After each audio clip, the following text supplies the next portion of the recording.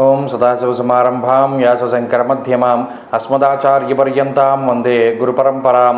జ్యోతిషశాస్త్రాన్ని భావితరాల వారికి ప్రసాదించిన ఋషుల యొక్క పాదపద్మాలకి నమస్కారం చేసుకుంటూ, అలాగే నాకు ఈ జ్యోతిష విద్యను నేర్పిన గురువర్యులు జ్యోతిష బ్రహ్మ కీర్తిశేషులు శ్రీ ఈరంకి సూర్యనారాయణమూర్తి గారు, సూర్యశ్రీ దైవజ్ఞ గారి యొక్క పాదపద్మాలకి నమస్కారం చేసుకుంటూ, ఓం శ్రీ మహాగణాధిపతే నమః, శ్రీ గురుభ్యో నమః, హరి ఓం.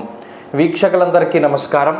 మే నెల 5వ తారీఖు లగాయితూ మే 11వ తారీఖు వరకు ఉండేటువంటి గ్రహగతుల ఆధారంగా ద్వాదశ రాశుల వారికి ఈ వారం ఏ విధమైనటువంటి శుభాశుభ ఫలితాలు కలగబోతూ ఉన్నాయో ఈ కార్యక్రమం ద్వారా తెలుసుకుందాం. అందులో భాగంగా ఈ వారం ఉండేటువంటి గ్రహగతులను గమనిద్దాం.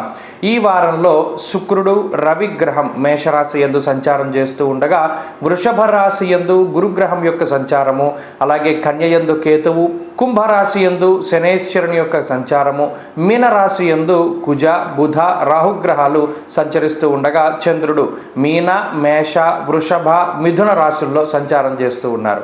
ఇటువంటి పరిస్థితుల్లో ద్వాదశ రాశుల వారికి ఏ విధమైనటువంటి ఫలితాలు కలగబోతున్నా తెలుసు. కన్యారాశి వారికి సాధారణమైనటువంటి గ్రహస్థితి గోచరిస్తూ ఉన్నది.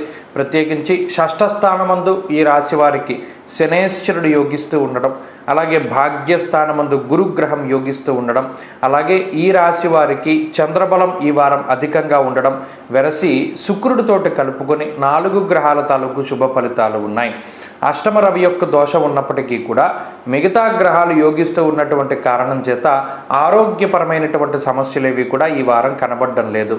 అయితే ఒక్క ఎండ దెబ్బ తగిలేటువంటి అవకాశం ఉంటుంది.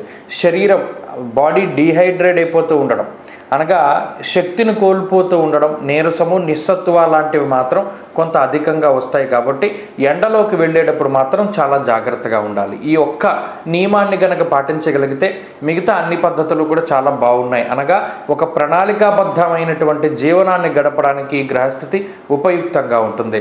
ప్రత్యేకించి దైవిక సంబంధమైనటువంటి విషయాలు ఎక్కువ జరుగుతూ ఉంటాయి. అనుకోకుండా దేవాలయాలను సందర్శిస్తూ ఉండడం, అనుకోని విధంగా కొన్ని పుస్తకాలు చదువుతూ ఉండడం, ఇలా ధార్మికమైనటువంటి వాతావరణం అంతా కూడా వస్తూ ఉంటుంది. అలాగే బుద్ధి ప్రచోదనమవుతూ ఉంటుంది, అనగా ఆలోచన తీరు మారుతూ ఉంటుంది. ఇప్పటివరకు ఒక రకంగా ఆలోచన చేస్తే ఇప్పుడు ఆలోచనలో మార్పులు వస్తూ ఉంటాయి. ఏదైనా నిర్ణయం తీసుకోవాల్సి వస్తే సకాలంలో చాలా తొందరగా నిర్ణయం తీసుకుంటారు. ఫలానా నిర్ణయాన్ని అతి తక్కువ సమయంలో తీసుకున్నటువంటి పరిస్థితులు గత 3 నెలలుగా కూడా కన్యారాశి వారికి లేవు.